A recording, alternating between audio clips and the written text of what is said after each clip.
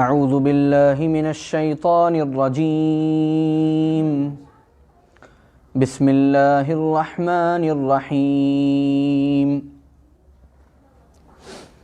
کلا ان الانسان لیطغی ان رآہ استغنی ان الی ربک الرجعی أرأيت الذي ينهى عبدا إذا صلى أرأيت إن كان على الهدى أو أمر بالتقوى أرأيت إن كذب وتولى ألم يعلم بأن الله يرى كلا لئن لم ينته لنسفعا بالناصية ناصية كاذبة خاطئة فليدع ناديه سندع الزبانية كلا لا تطعه واسجد واقترب صدق اللہ العلی العظیم۔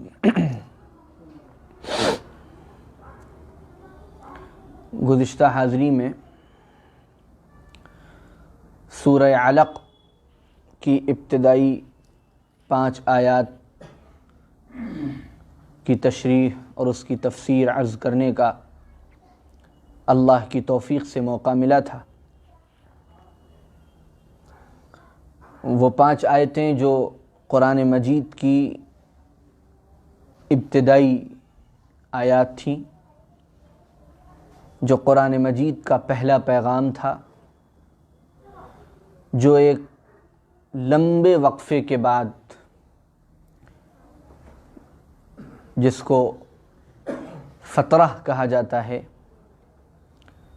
اس لمبے وقفے کے بعد بندوں کے مالک کا پہلا خطاب تھا، اور جس خطاب میں بطور خاص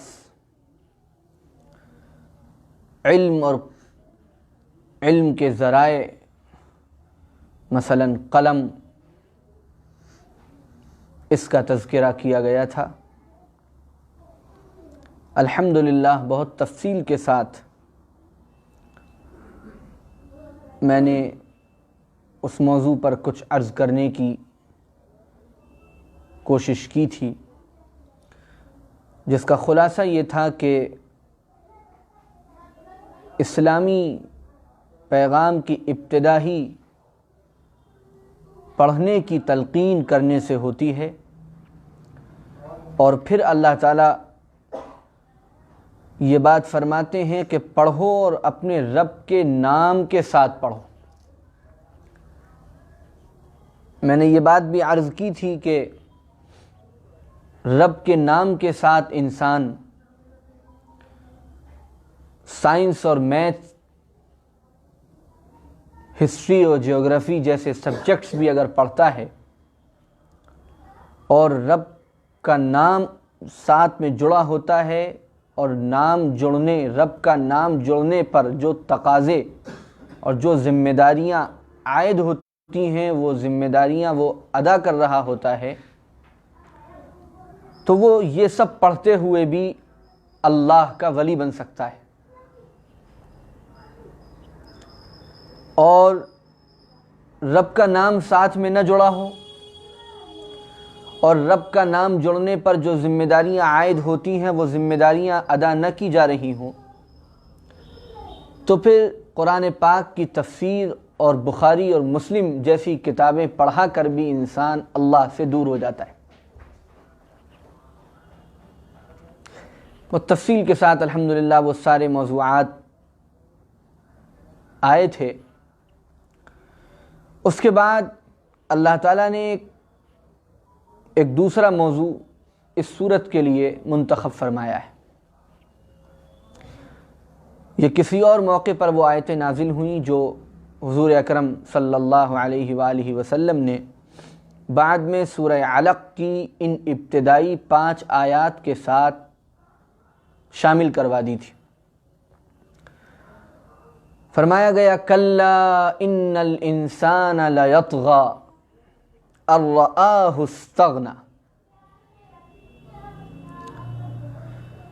یہ ایک حقیقت ہے، یہ ایک سچائی ہے کہ انسان سرکشی پر اتر آتا ہے، اس کے اندر نافرمانی، سرکشی،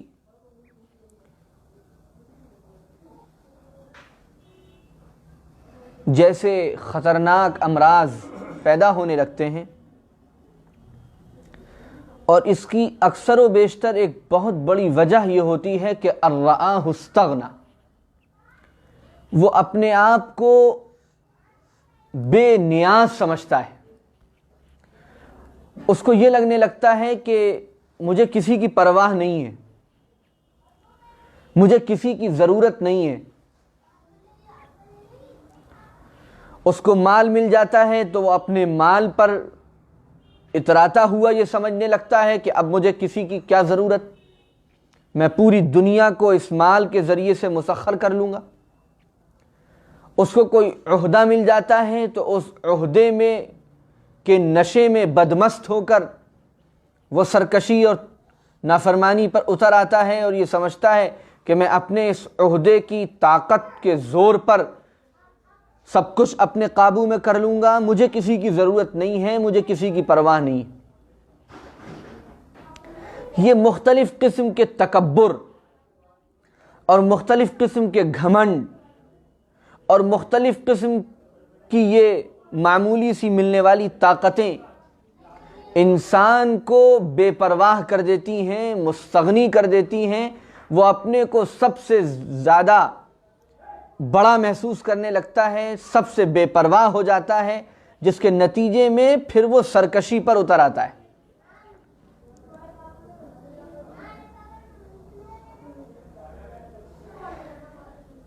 ایک انسان ہو یا انسانوں سے بنی ہوئی کوئی تنظیم ہو، کوئی تحریک ہو، کوئی حکومت ہو، سرکشی کی بہت بڑی وجہ یہ ہے کہ انفرادی اور اجتماعی طور پر کسی کے سامنے جواب دہی کا استحضار ختم ہو جائے،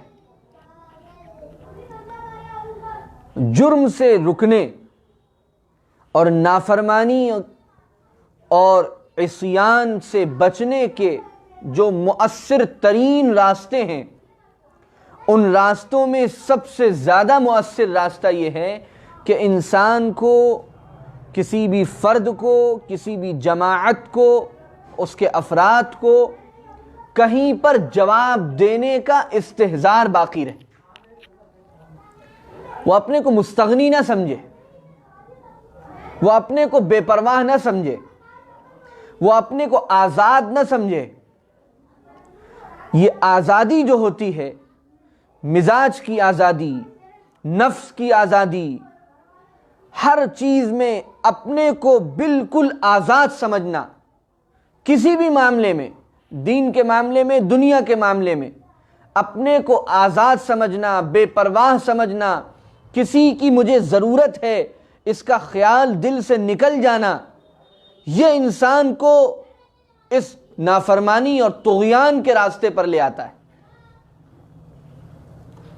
ایک شاگرد جب تک اپنے کو اپنے استاد کا پابند سمجھے گا اور اس کو اپنے استاد کی پرواہ ہوگی، وہ اس کی منشا کو سمجھے گا، اس کی اطاعت اور فرمانبرداری اپنے اوپر لازم کرے گا، اور جس دم، جس لمحے اس کے دل سے یہ بات نکل گئی اور اس کو یہ خیال آ گیا کہ مجھے اپنے استاذ کی پرواہ نہیں، مجھے اپنے ماں باپ کی پرواہ نہیں، مجھے کسی بڑے کی پرواہ نہیں، مجھے کسی کی ضرورت نہیں، میں آزاد ہوں، میں بے لگام ہوں، مجھے کسی کے سامنے جواب نہیں دینا، تو دنیا کے اس ماحول میں وہ ایسے کام کرنے لگے گا جو اس کے مزاج میں نافرمانی کا، بڑائی کا، تکبر کا کیڑا پیدا ہو گیا ہے، اس کی صاف نشاندہی کریں گے۔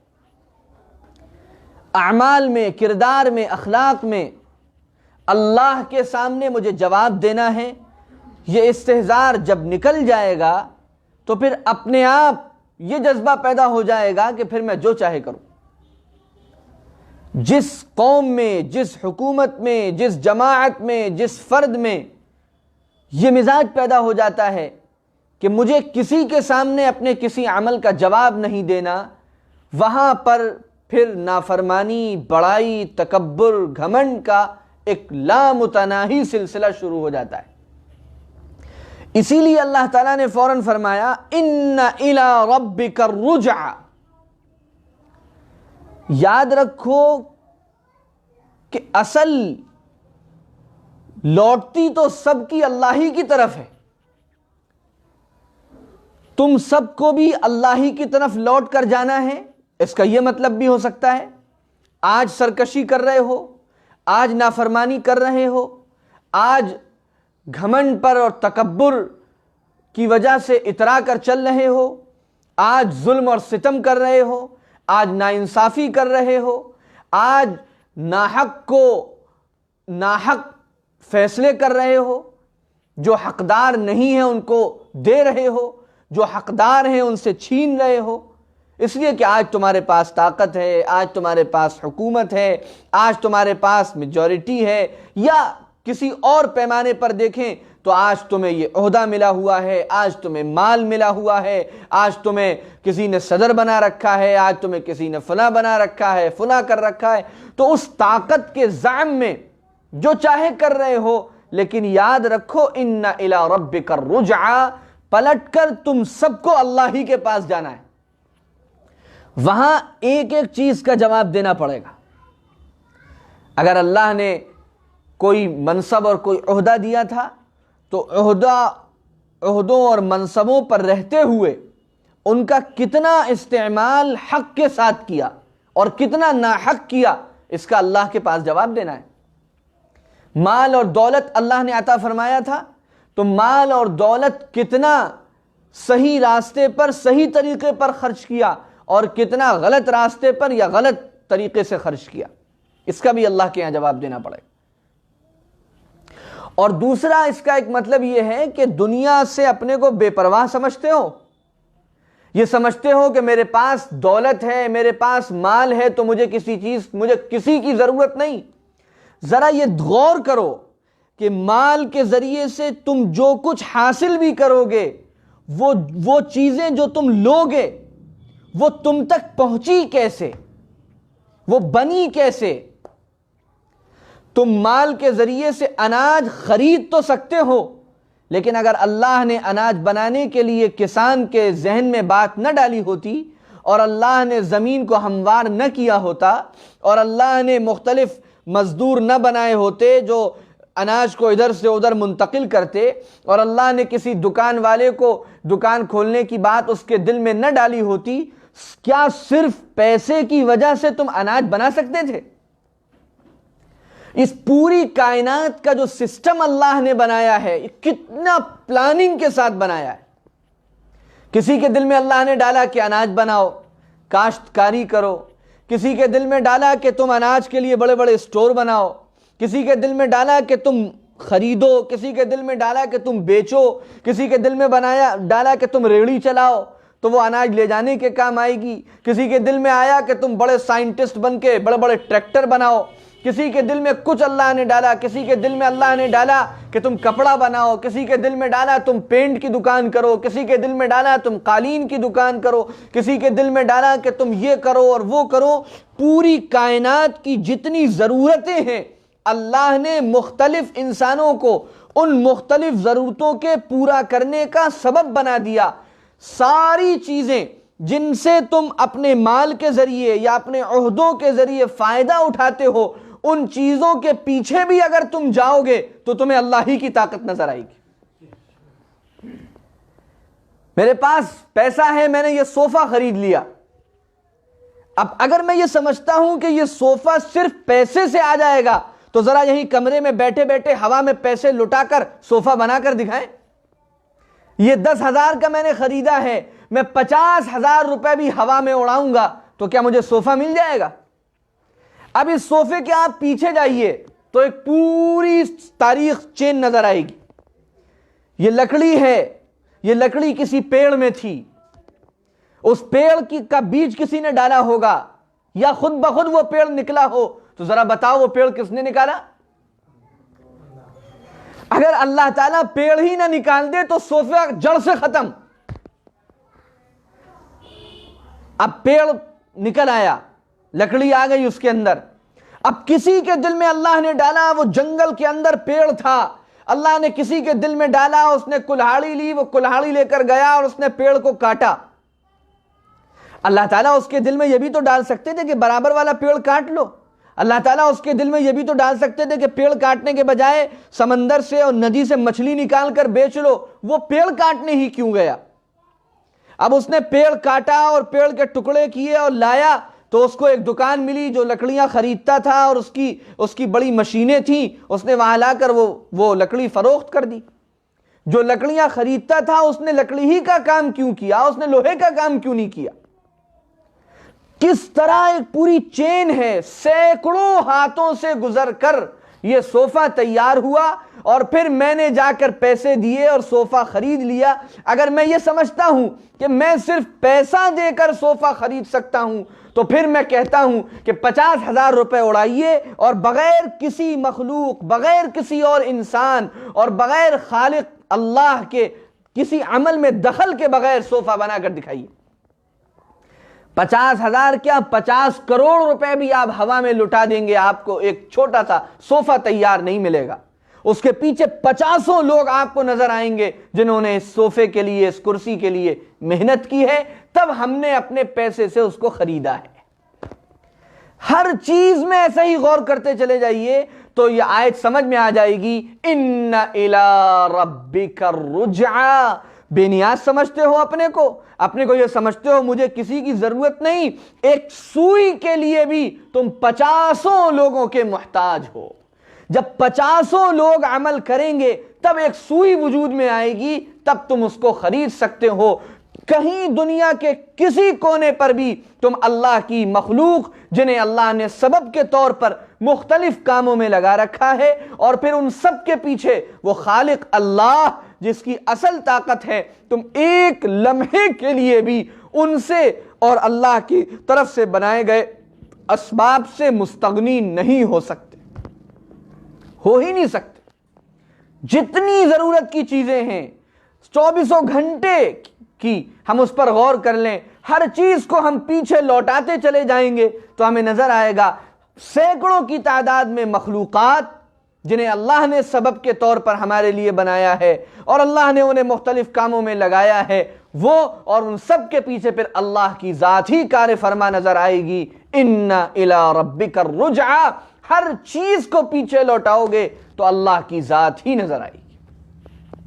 میں نے کئی بار اس مضمون کو بہت تفصیل کے ساتھ عرض کیا ہے کہ ہر لمحے ہم اللہ ہی کی نعمتوں میں ہیں, ہر ترقی کے پیچھے اللہ ہی کی طاقت ہے. اللہ تعالیٰ نے سرکشی کرنے والوں کو ان کی حیثیت یاد دلائی ہے. تم سرکشی کرتے ہو, اپنے کو بے پرواہ سمجھتے ہو, یہ سمجھتے ہو کہ میرے پاس دولت ہے اور عہدہ ہے تو میں جو چاہوں کرتا رہوں. ہر چیز کے پیچھے اللہ ہی کی طاقت ہے. تم اللہ کی طاقت سے اور اللہ کی بنائی ہوئی جو نعمتیں ہیں ان سے مستغنی ہو کر ایک لمحہ زندگی نہیں گزار سکتے. اس کے بعد پھر ایک خاص واقعہ ہے, اور میں بار بار یہ بات عرض کرتا ہوں درس قرآن کی مجلسوں میں, اور یہ بات بڑے بڑے علماء کرام نے لکھی ہے کہ قرآن کریم کی جو آیات کسی خاص پس منظر میں نازل ہوئی ہوں, جنہیں آیات کا شان نزول کہا جاتا ہے, ان آیات کے شان نزول کو اسی وقت بیان کیا جائے جب اس کے بغیر قرآن کی تفسیر سمجھنا ہی مشکل ہو. ورنہ عام طور سے یہ ہوتا ہے کہ جب شان نزول کے ساتھ قرآن کا حکم بیان کیا جاتا ہے تو لوگ یہ سمجھتے ہیں کہ بس یہ خاص اسی موقع کے لیے ایک بات کہی گئی تھی. ایسا نہیں ہے. اس خاص موقع پر اللہ تعالیٰ نے وہ بات اتاری تو تھی، لیکن حکم جو ہوتا ہے وہ عام ہوتا ہے، ہمیشہ کے لیے ہوتا ہے، سب کے لیے ہوتا ہے. اور اس پر مفسرین کی اور علوم القرآن میں بڑی لمبی لمبی بحثیں ہیں. ظاہر ہے عمومی درس قرآن میں وہ ساری بحثیں یہاں بیان نہیں کی جا سکتی، لیکن پھر بھی میں شان نزول کو ہلکا پھلکا اشاروں میں بیان اس لیے کر دیتا ہوں تاکہ تفسیر کا جو ایک مطلب ہے کہ قرآن کی ان آیات کی جامع تفصیل اور تشریح جہاں تک ممکن ہو سکے سامنے آ جائے. اس کے لیے شان نزول کا ہلکا سا اشارہ بھی ضروری ہوتا ہے. لیکن جو کچھ آیتوں میں بیان کیا جاتا ہے وہ ہم سب کے لیے ہے، قیامت تک کے لیے.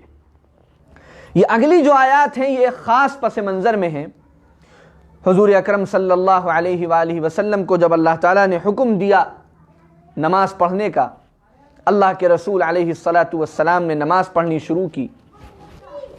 ابو جہل کو جب معلوم ہوا کہ محمد صلی اللہ علیہ وآلہ وسلم نماز پڑھ رہے ہیں کھلم کھلا، تو اس نے یہ کہا کہ اب اگر مجھے اطلاع ملی کہ محمد صلی اللہ علیہ وسلم نے نماز پڑھی ہے تو نعوذ باللہ میں ان کی گردن پر پاؤں رکھ کر ان کی گردن کچل دوں گا، میں نماز ان کو نہیں پڑھنے دوں گا. اس کے بعد یہ آیتیں نازل ہوئی. اب آیات میں اللہ تعالیٰ نے کہیں بھی نام نہیں لیا، نہ حضور پاک علیہ الصلاۃ والسلام کا تذکرہ کیا، نہ ابو جہل کا تذکرہ کیا. مطلب یہ ہوا کہ حکم عام ہے. یقیناً اس موقع پر یہ آیتیں اتنی، لیکن جب کبھی کسی بھی موقع پر کوئی نماز سے روکے گا تو قرآن کی یہ آیات سامنے ہے. اور حضور پاک علیہ الصلاۃ والسلام کے بارے میں اللہ تعالیٰ نے جو کچھ ارشاد فرمایا، ایک نمازی کو جب نماز سے روکا جائے گا تو اس پس منظر میں ان آیات سے رہنمائی حاصل کی جائے گی. فرمایا اللہ تعالیٰ نے اَرَأَيْتَ الَّذِي يَنْهَا عَبْدًا إِذَا صَلَّى، کیا تم لوگوں نے دیکھا، کیا آپ نے دیکھا اس شخص کو جو ایک میرے پیارے بندے کو روکتا ہے جب وہ نماز پڑھتا ہے؟ یہ عربی میں تحقیر کا ایک انداز ہے کہ تم نے دیکھا اس کو. یہ مطلب یہ سوال نہیں ہے کہ تم نے دیکھا کہ نہیں دیکھا، پہچانتے ہو کہ نہیں پہچانتے. یہ ایک سوالیہ، یہ ایک انداز ہوتا ہے جس طرح ہم اپنی زبان میں بولتے ہیں. ایک شخص کہیں پر گالی بک کر چلا جائے بری بری اور دوسرا کہے دیکھا تم نے اسے، دیکھا تم نے اسے. اس کا مطلب یہ نہیں ہوتا ہے کہ تم نے اسے دیکھا کہ نہیں، کہ اس کی ناک کیسی تھی اور منہ کیسا تھا اور کان کتنے بڑے تھے اور کپڑے کون سے پہنے تھے. اس کا مطلب اس کی تحقیر ہے، کتنا ذلیل ہے، کتنا خبیث ہے کہ مجمع میں گالی بک کے جاتا ہے. یہ ہم اپنی زبان میں خوب استعمال کرتے ہیں. گھر پر کوئی بات ہو گئی، کوئی آیا اور کسی نے غلط سلط باتیں کی اور وہ چلا گیا. اب ہم نے فون کیا اس کے بھائی کو کہ تم نے دیکھا اپنے بھائی کو. اب وہ نہیں کہے گا کہ ہاں دیکھا تھا، آج صبح ہی دیکھا تھا، ناشتہ کر رہے تھے، بیٹھے ہوئے تھے. وہ بھی یہ سمجھتا ہے کہ جو یہ کہہ رہے ہیں کہ تم نے دیکھا، اس کا مطلب یہ ہے کہ تم نے اس کی کمینگی دیکھی، اس کی ضلالت دیکھی، اس کی غلط زبان سنی، اس کی گندی حرکتیں دیکھی. اس لہجے میں قرآن کہہ رہا اَرَأَيْتَ الَّذِي يَنْهَا عَبْدًا إِذَا صَلَّى، اس منحوس کو، اس ملعون کو دیکھا آپ نے جو میرے پیارے بندے کو، میرے خاص بندے کو روکتا ہے اس وقت جب وہ نماز پڑھ رہا ہوتا ہے.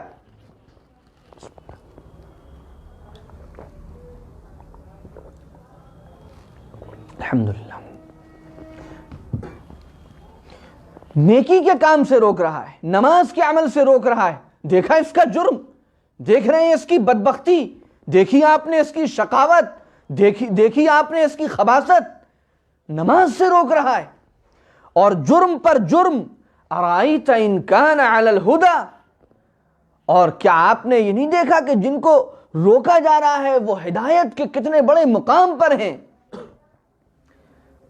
اگر وہ ہدایت کے بلند ترین مقام پر ہیں، او امر بالتقوی، اور وہ تقوی کا حکم دینے والے ہیں، جس کو روکا جا رہا ہے کیا ان کو نہیں دیکھا کہ وہ کتنے بلند مقام پر ہیں؟ یہ بھی ہماری زبان کا ایک انداز ہے. فلاں شخص بڑا نیک ہے، تم نے نہیں دیکھا راتوں کو وہ کیسے اللہ کے سامنے کھڑے ہوتے ہیں؟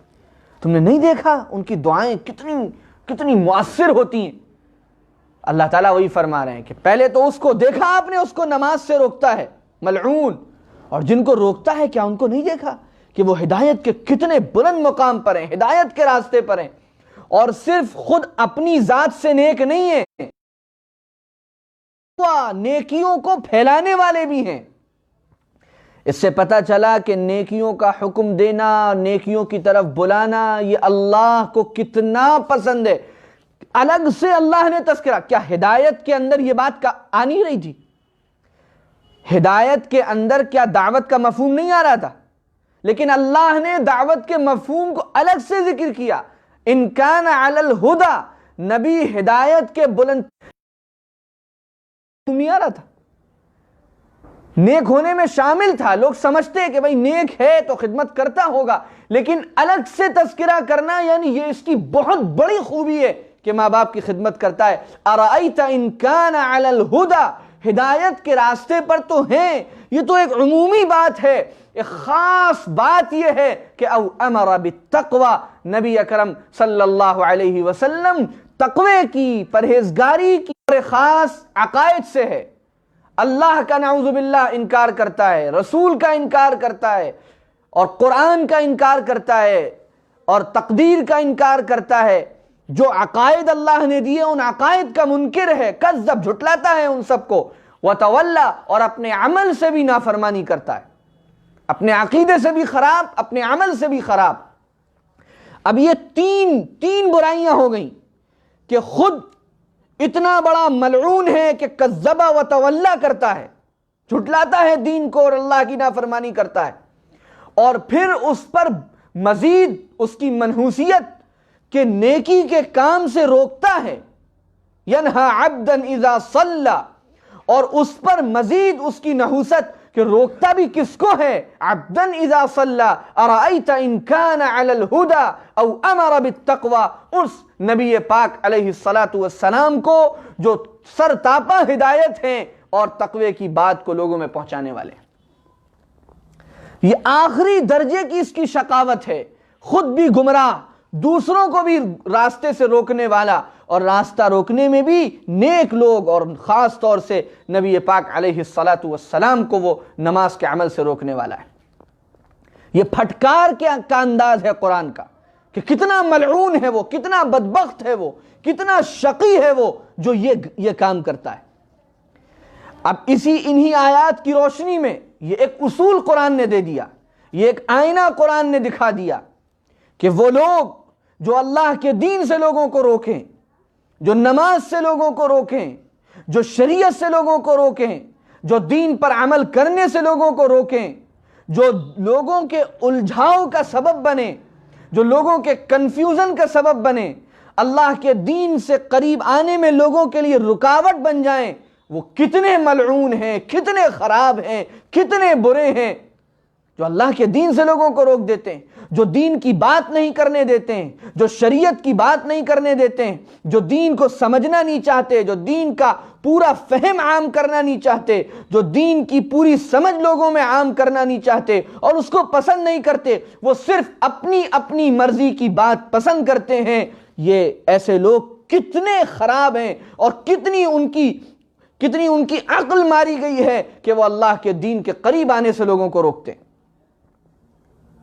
پوری دنیا کے اندر آپ نظر دوڑا کے دیکھیے، کفر اور شرک کی صفوں میں تو لاکھوں کروڑوں ایسے ملیں گے، خود ہماری صفوں میں بھی ایسے لوگ کم نہیں ہیں جو دین کے کسی حصے کو یا پورے دین میں سے اس کے بعض حصے کو بس پکڑے رہنا چاہتے ہیں، اور دین کی پوری سمجھ کے قریب آنے کو بھی وہ برا سمجھتے ہیں۔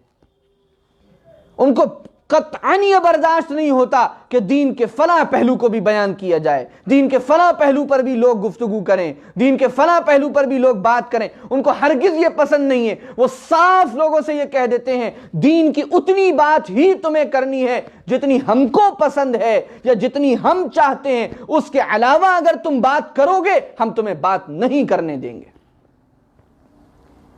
کیا ایسے لوگ پھٹکار کے مستحق نہیں ہیں؟ ابو جہل نے نماز سے روکا تھا تو تو وہ پھٹکار کا مستحق ہوا، اور امت کے بہت بڑے طبقے کو معاملات کے دین سے روکا جائے، اخلاق کے دین سے روکا جائے، معاشرت کے دین سے روکا جائے، کوئی موقع ہی ایسا ہاتھ نہ لگنے دیا جائے کہ ان کے کانوں میں کبھی یہ والی باتیں بھی پڑیں، اور کہیں پڑ جائیں تو ان مجلسوں کو اپنی مجلس نہ سمجھا جائے، ان محفلوں کو اپنی محفل نہ سمجھا جائے، تو کیا ایسے لوگ لعنت کے مستحق نہیں ہوں گے؟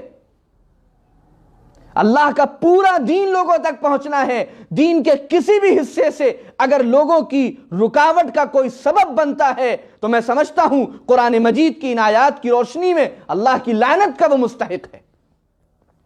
وہ دین کے قریب آنے میں رکاوٹ بن رہا ہے، دین کے قریب ہونے میں رکاوٹ بن رہا ہے۔ ایک شخص چاہتا ہے کہ میں تجارت کا دین سیکھوں، نبی نے سکھایا ہے، اور کوئی یہ کہہ دے کہ تجارت کچھ ہے ہی نہیں، کوئی مسئلہ اس کا نہیں ہے، ہرگز ان سب چکر بازی میں نہ پڑو، دکان پہ کیسے بیٹھنا ہے یہ مت سیکھو، یہ کوئی دین نہیں ہے، تو پھر اس کا مطلب اللہ کے دین کے اس حصے سے روکنے کا وہ سبب بن رہا ہے۔ یصدون عن السبیل، صحیح راستے سے رکاوٹ کا وہ سبب بن رہا ہے۔ پوری دنیا کے اندر، عرب ملکوں میں اور دنیا کے بہت سے ایسے ملکوں میں جہاں اسلام کے بہت بڑے حصے کو وہاں کے بہت سے لوگ چاہتے ہیں کہ وہ حصہ سامنے آئے، اسلام کے وہ پہلو اجاگر ہوں، لیکن وہاں پر طاقت کے زور پر یا کسی اور ذریعے سے ان باتوں کو کہنے سے روک دیا جاتا ہے، وہ سب اس لعنت کے مستحق ہے۔ اللہ کا دین کا کوئی بھی حصہ اگر کوئی فرد بھی سیکھنا چاہتا ہے، ایک رکشہ چلانے والا بھی سیکھنا چاہتا ہے، ایک ٹھیلا چلانے والا بظاہر معمولی دکھنے والا انسان بھی سیکھنا چاہتا ہے، اور اللہ کے دین کے اس حصے پر وہ عمل کرنا چاہتا ہے، تو کوئی بھی اس کو روکے بغیر کسی شرعی مصلحت کے، کوئی دینی تقاضا ایسا ہو کہ اس وقت شریعت کا ہی یہ فیصلہ ہو اور شریعت کا ہی یہ حکم ہو کہ ابھی اس کو اس معاملے سے الگ رکھ کر دوسرے راستے سے اس طرف لایا جائے، اس کے علاوہ اپنی دنیاوی مفاد کے لیے، اپنے فائدے کے لیے، اپنی حکومتوں کی بقا کے لیے، اپنی تنظیم، اپنی تحریک، اپنی جماعت، اپنا مرکز، اپنے فلاں اور فلاں کی حفاظت کے لیے کوئی اللہ کے دین کے کسی بھی حصے سے روکنے کا اگر سبب بنتا ہے تو وہ اس پھٹکار میں داخل ہوگا۔ ابو جہل نے نماز سے روکنے کا فیصلہ کیا تھا، اللہ نے پوری آیات اتار دی، وہی اللہ جس اللہ کی نماز ہے پورا دین بھی اسی اللہ کا ہے، اس اللہ کے دین کے کسی بھی حصے سے اگر کوئی روکنے کا سبب بنتا ہے وہ اس پھٹکار کا مستحق ہے۔ کیا فرمایا اللہ تعالیٰ نے آگے کہ جو یہ سارے نحوست بھرے کام کرتا ہے، اللہ کے دین سے رکاوٹ کا سبب بنتا ہے، الم یعلم بان اللہ یرا، کیا وہ بھول گیا کہ اللہ دیکھ رہا ہے؟ کیا وہ بھول گیا کہ اللہ کو ایک ایک عمل کی خبر ہے؟ کیا وہ اس کو نہیں معلوم کہ اللہ تعالیٰ کو سب کچھ معلوم ہے؟ کیسے وہ یہ جرأت کر رہا ہے کہ اللہ کے دین سے روکنے کا سبب بن رہا ہے؟ کیسے وہ یہ جرأت کر رہا ہے؟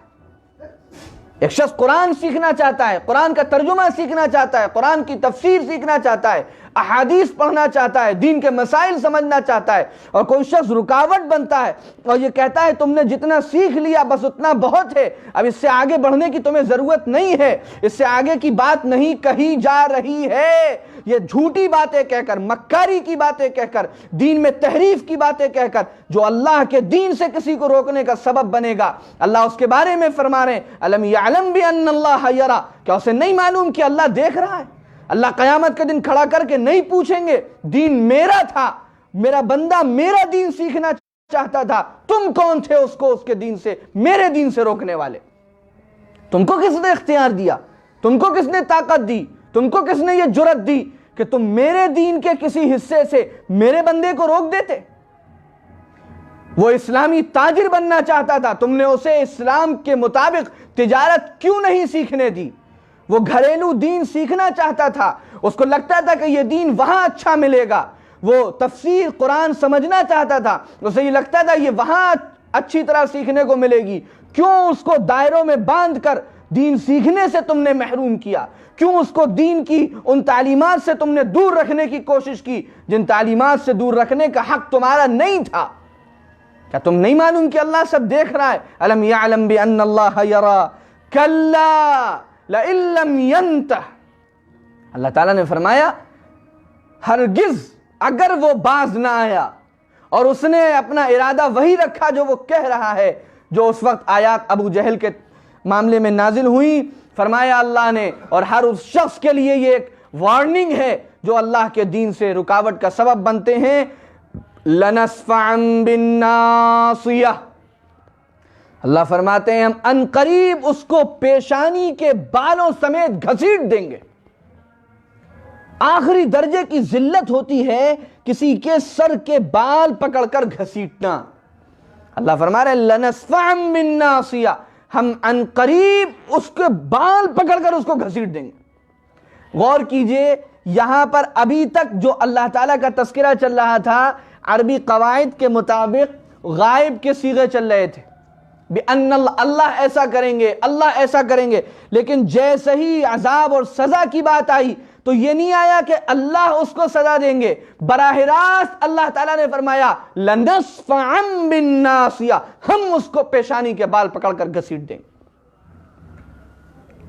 اس کو ایسے سمجھیں، ایک آفس کے اندر دو بچے مقدمے لے کر گئے اسکول کے، بچوں میں لڑائی ہوئی تھی، آفس بھیجا گیا اسکول کے، اب ایک ٹیچر وہاں بیٹھے ہوئے ہیں، انہوں نے کہا کہ تم لوگوں نے ایسا کیا، سر نے منع کیا ہے، تم نے ایسا کیا، اور پرنسپل سر نے منع کیا ہے، تم نے ایسا کیا، اور پھر اگر تم ایسا کرو گے، جیسے ہی انہوں نے یہ کہا پرنسپل کی گرجدار آواز آئی تو ہم تم کو بہت سخت سزا دیں گے۔ روب، خوف، ڈر، اللہ تعالیٰ نے یہاں پر تذکرہ غائب کے صیغوں میں چل رہا تھا، فرمایا لَنَسْفَعًا بِالنَّاصِيَةِ، ہم ان کو پیشانی کے بال پکڑ کر گھسیٹ دیں گے۔ کون سی پیشانی؟ ناصیۃ کاذبۃ خاطئہ، ایک جھوٹی پیشانی، دھوکے باز پیشانی، خطا کرنے والی پیشانی، جو غلط راستے پر ہے، جو لوگوں کو دین سے روکتی ہے، جو اللہ کے دین سے دوری کا سبب بنتی ہے، جو اللہ کے قریب ہونے سے لوگوں کے رکاوٹ بنتی ہے، ایسی پیشانی کو پکڑ کر ہم گھسیٹ دیں گے۔ اور تمہیں بہت ناز ہے اپنی طاقتوں پر، تمہیں بہت ناز ہے اپنی بھیڑ پر، تمہیں بہت ناز ہے اپنی حکومت پر، تمہیں بہت ناز ہے اپنے روپے اور پیسے پر، تمہیں بہت ناز ہے اپنے عہدوں اور منصب پر۔ اللہ نے فرمایا فَلْيَدْعُ النَّادِيَ، بلاؤ اپنی مجلس کو، بلاؤ اپنے تمہارے ساتھ بیٹھنے والے جتنے۔ آخری درجے کا غضب اللہ کا بھڑک رہا ہے، آخری درجے کا غصہ ہے، ہم گھسیٹیں گے تم کو، بلاؤ جسے تمہیں بلانا ہو، میرے سامنے بلا کر لاؤ۔ فَلْيَدْعُ نَادِيَ، جائے وہ بلا کر لائے جس کو اسے بلا کر لانا ہے۔ وہ کس کو بلا کر لائے گا؟ وہ لائے تو میرے سامنے۔ پھر اللہ نے فرمایا سَنَدْعُ الزَّبَانِيَ، میں بھی اپنے عذاب کے فرشتوں کو ابھی آواز دیتا ہوں، میرے جہنم کے فرشتے، میرے عذاب کے فرشتے ابھی آئیں گے ان کو سبق سکھانے کے لیے۔ یہ آخری درجے کی بات ہے۔ اللہ کے لیے اپنے اعمال پر غور کیجئے، ہم کسی کے نیک عمل میں رکاوٹ تو نہیں بن رہے ہیں۔ بیٹے نے داڑھی رکھ لی، 19 سال کا ہے، تیری تو شادی بھی نہیں ہوئی۔ امی ابو، ہم نے ایک بیان سنا تھا، تقریر سنی تھی، اس میں داڑھی کے بڑے فضائل ہیں، اللہ کے رسول علیہ السلام کی سنت ہے، مجھے رکھ لینے دو، چل شادی سے پہلے ملا بننے کی سوچ رہی ہے تجھے۔ یہ چھوٹا سا جملہ ہم نے کہہ دیا، وہ لڑکا تھا، فرما بردار تھا، چلا گیا، اس نے داڑھی کٹا لی۔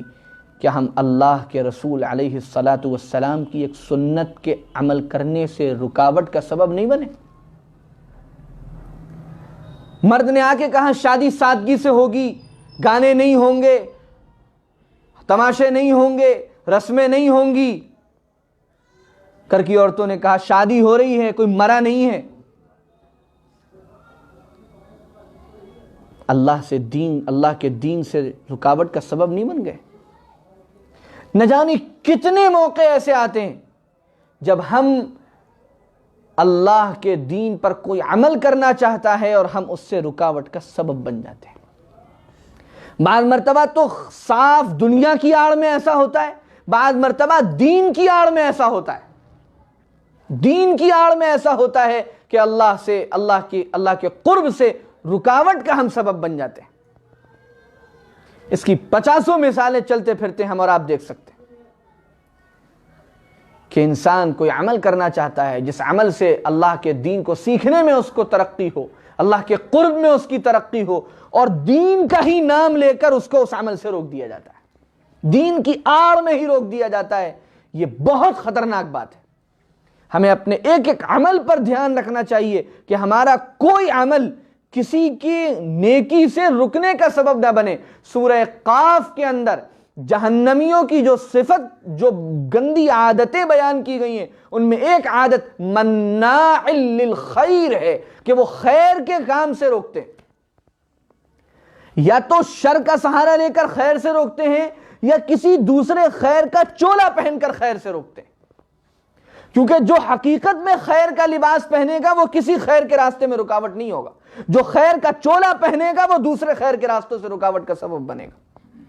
یہ ایک بہت بنیادی فرق ہے، بہت بنیادی فرق ہے، جس سے ہماری فکر کیسی ہے، ہم کون سے دین پر عمل کر رہے ہیں، ہمارے ذہن میں کیا ہے کیا نہیں ہے، یہ اس سے پتہ چل جائے گا کہ ہم خیر کے کاموں میں کتنے مددگار ہیں۔ ہم ہر خیر کا کام نہیں کر سکتے، تو خدا کے لیے خیر کے کاموں میں رکاوٹ بھی نہ بنے، کسی کے لیے رکاوٹ نہ بنے، ہر خیر کے کام کے لیے اچھے کلمات بولیں، دعائیں کریں، اگر ان کے اندر ہمیں کوئی بے راہ روی نظر آتی ہے اس کے لیے دعا کریں، مخلصانہ تنقید کریں، مخلصانہ ناصحانہ ان کو متوجہ کریں، لیکن ہم خیر کے کام میں رکاوٹ کا باعث نہ بنیں۔